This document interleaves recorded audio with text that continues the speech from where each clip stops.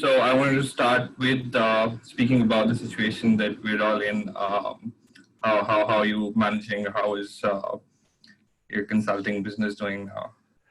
So, there are two sides to everything. There's the personal side and the family side, and thank Providence, everyone is safe and everyone is healthy, and so that's great. We have our kids home. We got two teenage kids, and they're both home, and it's great having time with them. Better for the parents than for the kids. The consulting actually turns out to be holding very steady. I do a lot of work with various nonprofits, and nonprofits are at this time when they're trying to figure out what are the workforce development solutions that that whole sectors of the economy are going to need. And so I've got a fair number of projects that are targeting different industries for workforce development solutions, and those seem to be always in need. Great. So you mentioned how you're helping organizations adapt to the changing realities of the world that we're in today. A big part of it, coronavirus, COVID-19, has actually thrust a lot of companies into the future of work. Future of work. Before this, we've seen thousands of articles, interviews about the future of work. But I think this was one catalyst that propelled every organization to adapt and embrace to the realities of the future of work. So going forward, what skills do you think are going to become really important for people, for organizations, for workforces to learn, and what are the changes that you see in the skills in the learning and development space going forward? Yeah, that's a great question. So, I see the pandemic as essentially an accelerant to the existing trends that are going on in business, and I think we all looked at increasing automation and how increased analytics and machine learning and machine-assisted work were going to change the workplace. And I think you see more and more companies looking at this and saying, well, if we had intentions to automate some of the jobs away, maybe we should redouble our efforts on that, because businesses have really, a lot of companies have just had to shutter whole portions of their business because they can't get people in to do the work. So I think that pretty much everything that people said was going to happen in workforce development is happening just faster. And when you think about automation, what is it exactly that automation is going to change in the nature of work? I think they're sort of on the one hand, you can say that most companies have a high degree of ambiguity around exactly how the jobs are going to change. We know that jobs are going to change, not exactly how, because most of the time when you get a new job or you put a person in a new job, a lot of the specifics they have to kind of figure out as they go, and a lot of processes are changing with with the work. And so I think it's very hard to the reason why I mentioned that is it's very difficult to have targeted reskilling programs because you need to have this degree of foresight over jobs that are going to go from this place to that place. And that's difficult. Now, there's some companies that can do that. So if you think about the big telecom companies that are rolling out fifth generation, infrastructure, they actually have a roadmap for technology. They know how the jobs are going to change. They can reskill their workers from fourth generation to fifth generation, and it's very cut and dried. For most companies, that change in work is going to happen at a pace that's incrementalist enough that it's going to be very difficult to target your reskilling programs. And really what you have to think about is more broad-based upskilling, where you give people more capabilities to do more complex work, although you don't know exactly what the work is going to be when you get down to it. There was a study that came out that was done by the Business Higher Education Forum and Burning Glass Technologies. And what they did is they looked at the types of skills and abilities in job positions that were increasingly that were increasingly advertised by companies, and they identified three big categories of work. And I think those are the three big categories we're going to look for people to have. One was what we'll say is new technology skills, and that is things like analytics, things like coding, things like process automation. Another was business skills, and this is around around project management and around sort of organizational design. And then there's a whole category around human skills, which is really around communication and conflict mediation and and displaying empathy. I mean, I think that report does a very good job of articulating the three main buckets of skills that we're going to look for people to have increasingly. Right. So it's interesting that you mentioned that because I've been reading a lot about how there's a lot of concern with technologies like AI, RPA, machine learning coming in. But the one thing that stood out is leaders still believe that soft skills will be very crucial going forward, especially when working with these systems, when working with these technologies. And so as a part of your training programs, do you also focus on soft skills on the third part of the third pillar of the training pyramid that you mentioned? Yes, absolutely. I mean, soft skills are incredibly important, and I think they only become more important as we move forward. Because really, if you are automating more and more work, you're expecting humans to do things that humans are uniquely well positioned to do, and dealing with other humans is really what humans can do better than anything. So, I think just the expectations of what your workers are able to do changes. And, I just don't think there are going to be many companies 5 years, 10 years from now, there are going to be many companies that have, jobs that don't require human interaction. Right, right. Over the past couple of years, organizations, especially the C-suite attitude towards learning and development, especially towards reskilling and upskilling, has changed significantly, and I think that is for the better.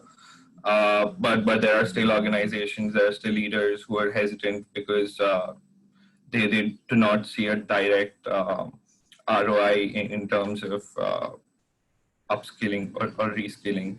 In terms of the C-suite buy-in, what do you think? How do you think organizations can best approach learning and development programs, upskilling programs, in a way that it is clear, measurable, and has the organizations are able to measure its impact in dollar terms? So, I mean, I've been in this field for 25 years, and measuring ROI of training is really difficult. We've done it a few times. I did it with the Lumina Foundation. We published a study on the ROI of Discover Financial Services tuition reimbursement program, and we found that Discover's program had a 141% ROI, and the methodology was very, very solid, and there's some some the way in which we determined that, I think, was actually very conservative. And I think the challenge around ROI is that so many of the indicators of success have very, very long tails. I mean, so it's really rare that you train someone and they walk out of training and they're immediately more productive. What tends to happen is that they are more productive in very subtle ways that are hard to measure at the conclusion of training, but have long-term implications for engagement, the application of discretionary effort, retention, and long-term performance, and that's very difficult to measure. So, one thought. I mean, I guess I'm of two minds. I think learning professionals, on one hand, should do a better job of trying to find ways to assess ROI. And I think there are, for example, in the Discover study, what we looked at is really, really simple things like lower absenteeism. And that's actually very easy to calculate. And you know, when there's a little effect on absenteeism, there's a big payoff. We looked at Right. attrition, and that was not very hard to look at. I think the harder thing is like, how much more productive is an employee, and that's really difficult. So, you know, but on the one hand, I think learning professionals need to make more of an effort. On the other hand, I think learning professionals need to work to change the nature of the discussion, because I think there are easy ways to articulate to C-level executives, you know, that learning actually has high ROI. And one of the things that I think learning professionals should do a better job of is start thinking about what would you have to believe as in order to believe that the training has a positive ROI. And once you start making some very, very conservative estimates about the change in people's productivity, the change in people's engagement, you know, you can actually rationalize fairly large investments by just looking at what the hurdle rates are. And the hurdle rates, it's a different way of looking at ROI. The hurdle rates tend to be pretty low because there's so much investment that goes into humans, and there's so much output that you can expect from your workers.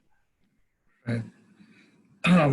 So in terms of you know, in terms of some organizations being better prepared for disruption, as opposed to the ones that aren't.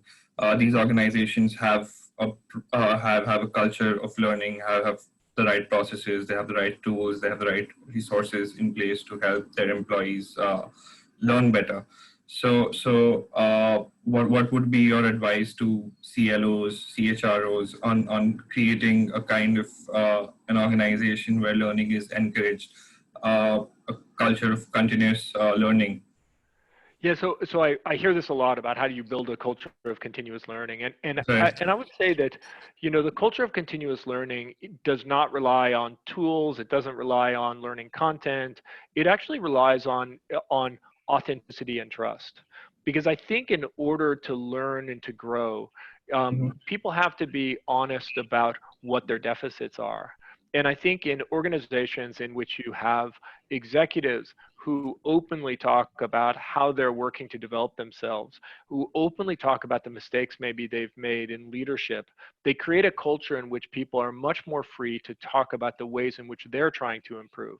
And, you know, until it's a partnership, until employees can talk to their managers and say, hey, here are the things I'd really like to develop, you know, it's very difficult to have authentic learning in an organization. I mean, you know, learning professionals sort of have this 70-20-10 model where 70% of learning actually happens with on-the-job experiences.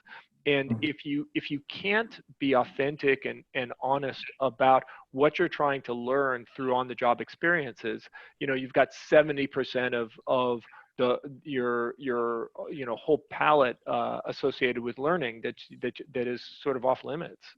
So I would say that executives really need to think about how to build a culture of authenticity and trust. Right. In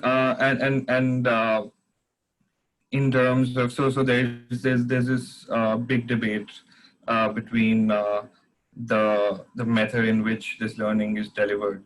Uh, Organizations, and I think research has found that face-to-face seminars, in-person learning has longer-lasting results, as opposed to, say, digital learning pathways. And now there is talk of VR coming into the learning the learning space, immersive learning. In terms of the learning content delivery, uh, what do you think is more effective?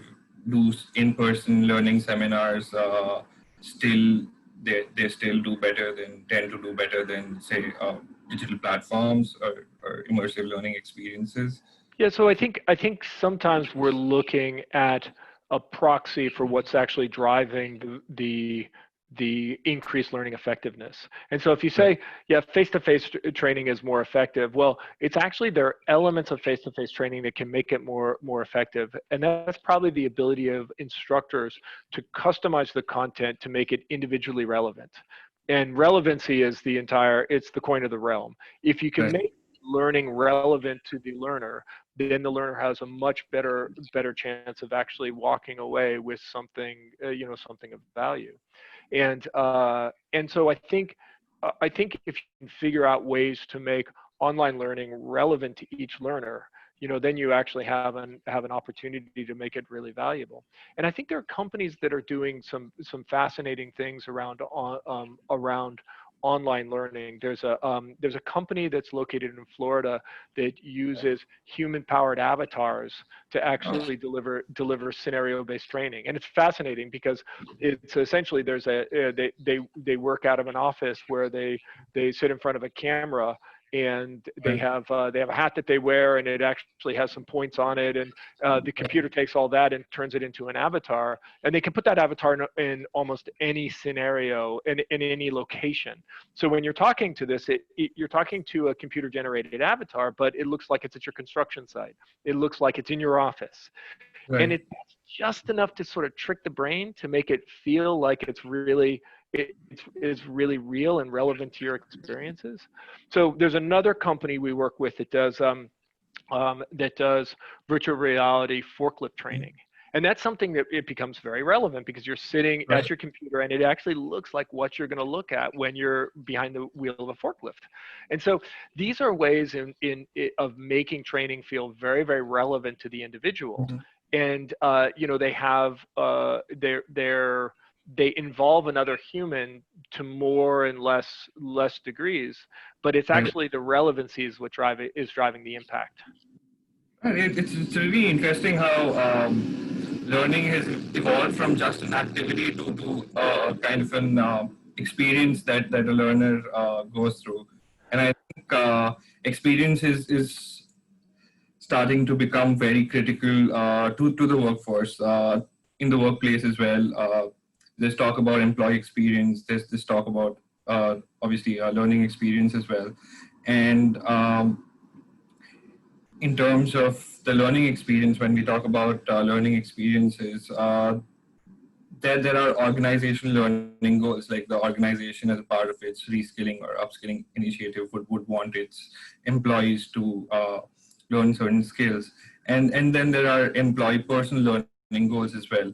So how would you advise CLOs and organizations to balance, to find a balance between the two, encourage employees to pursue their personal learning goals as well as deliver on the organization's learning goals as well? Yeah, that's I think the difference probably between the really good CLOs and the okay CLOs is the really good CLOs really know how to manage that balance, and it is a balance between the organizational objectives and the individual objectives.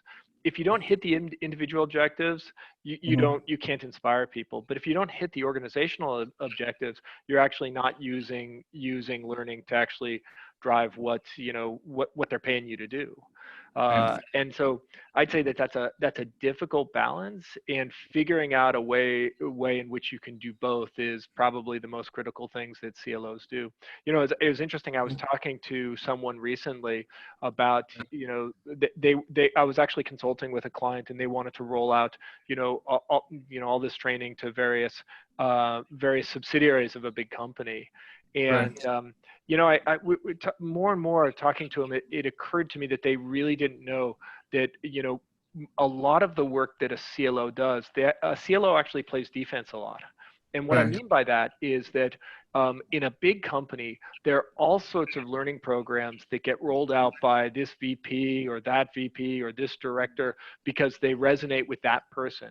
The problem is oftentimes those learning programs are not aligned to the way the company thinks about development, and they're not connected to the big talent levers that the company has at its disposal. So they're not attached to your performance management system. They're not attached to your hiring criteria. They're not attached to engagement. They're not attached to succession planning. And as a result, you can roll out all these little programs that feel good in the moment, but actually have no staying power because they're not attached to the big levers that actually have an opportunity to change people's behavior. And so a lot of time as a CLO, what you're doing is you're trying to unwind these various programs that individuals through best of intentions are setting up, but essentially end up wasting people's time because they're not supported by big company, big company tools at driving behavior change. And so organizations that use a mix of learning delivery methods, in person or digital online. So do you think measurement in terms of learning outcomes, the KPIs, that varies significantly for each of these mediums, or do they largely remain the same? I think KPIs should remain the same because ultimately what you're trying to do is you're trying to measure behavioral outcomes. That's really what you're looking at. How does the individual's behavior change?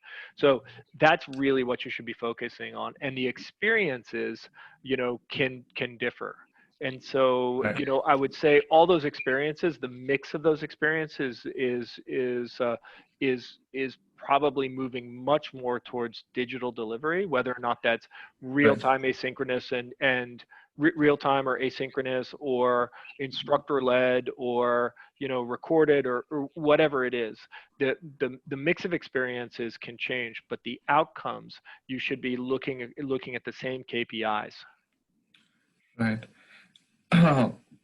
And so I quickly want to talk about a few organizations, a few of the larger organizations. I think we've all heard of them: Unilever, P&G. All of these organizations, they started thing. I think they started this concept of corporate universities back in the 70s, which was to equip their massive workforce for the future of work at that time.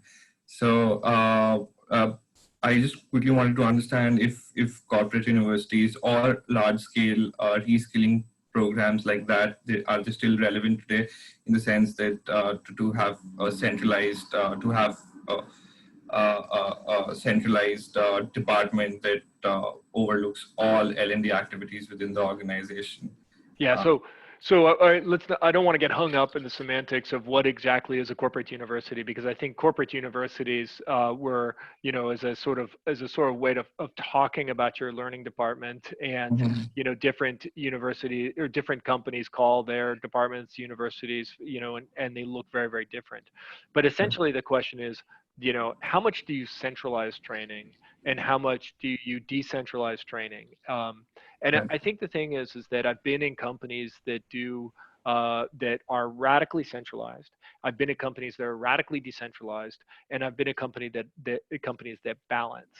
And I think the thing is that what I found is that there's a pendulum that usually swings back and forth. And Right. what ends up happening is when you have decentralized training, it ends up Mhm. being very, very relevant to the learner because it's really close to what the learner does. It's usually done by the department or by site.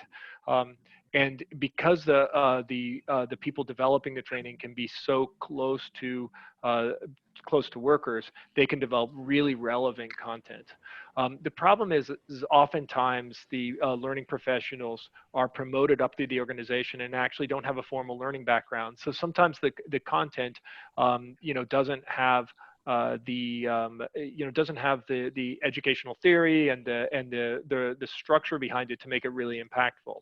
And so I think what I've seen is that companies decentralize for a while. They feel good about the relevance of the training, but the professionalism of the content actually could be improved, and they swing the pendulum back and they centralize training. And you go through a period of time when you actually can focus on ensuring that the content is structured appropriately, that you have the right technology, that you're tracking everything appropriately, and you get these benefits out of centralization. But the people who work on the training sort of drift farther and farther away from the actual people who do the work. And so after a while, it becomes less relevant, and then you go through a period of decentralization. So, I think most companies swing that pendulum back and forth. Right. John, this has been great. Unfortunately, we are drawing to a close now. I just want to quickly ask the last question. What kind of changes can we expect to see in the world of HR over the next 1 or 2 years? I think so. I think there's coming out of the pandemic. I think there mindsets are really going to change because of the pandemic, and I think the question of how do we create a work environment in Right. which we can have a level of safety and redundancy and risk management is actually going to be on the forefront of people's minds. And so I think HR is going to be really thinking about, this is not going to be the last pandemic. Yeah. And I think, people in HR are going to be thinking about that. How do we make sure that we can protect our workers and that we can Right. continue with business as usual, even during periods of global dislocation? That's really great. That's something to think about. Yeah. Thank you so much for Well, thank you. That was my pleasure. thank you. Have a good day. All right. You as well. Bye-bye. Bye bye.